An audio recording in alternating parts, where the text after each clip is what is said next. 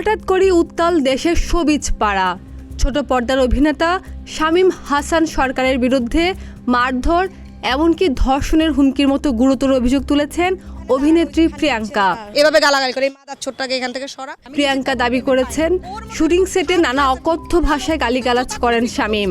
তার গায়েও নাকি হাত তুলেন এই অভিনেতা। শুধু তাই নয়, মাদক গ্রহণ করে অভিনেত্রীর সঙ্গে বাজে আচরণ করতেন, এমনকি প্রকাশ্যে ধর্ষণের হুমকিও দিয়েছেন। ফাইজলামি করতে আসছেন, আমি করতে আসি নাই। তাই আপনার প্রিয়াঙ্কার সেই অভিযোগের পরই পাল্টা সংবাদ সম্মেলন করেন শামীম হাসান সরকার, যেখানে নিজেকে নির্দোষ দাবি করেন তিনি। প্রিয়াঙ্কার অভিযোগ ভিত্তিহীন দাবি করে শুটিং সেটের সিসিটিভি ফুটেজ চেক করে দেখতে বলেন অভিনেতা। প্রিয়াঙ্কা শামীমের সেই আলোচনায় উঠে এসেছে আরও দুজন তারকার নাম।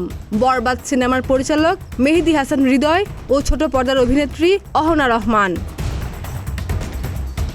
শামীম প্রিয়াঙ্কার ঘটনার সঙ্গে তাদের কোনো যোগ নেই, তবে সাম্প্রতিক সময়ে অভিনেত্রী অহনার বেশ কয়েকটি সাক্ষাৎকার নিয়ে তার সঙ্গে প্রেমের সম্পর্কের বিষয়টি পরিষ্কার করেছেন শামীম, করেছেন বিস্ফোরক মন্তব্য।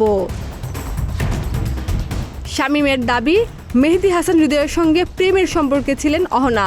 সেই সম্পর্কে থাকার সময় অহনা ডাবল টাইমিং করেছেন।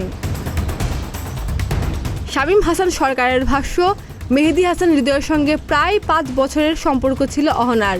অন্যদিকে তার নিজের সঙ্গে অহনার সম্পর্ক ছিল 7 মাস। তার মানে অহনা একই সঙ্গে 2টি প্রেম চালিয়ে গেছে। খাদিজা নিপা, প্রতিদিনের বাংলাদেশ।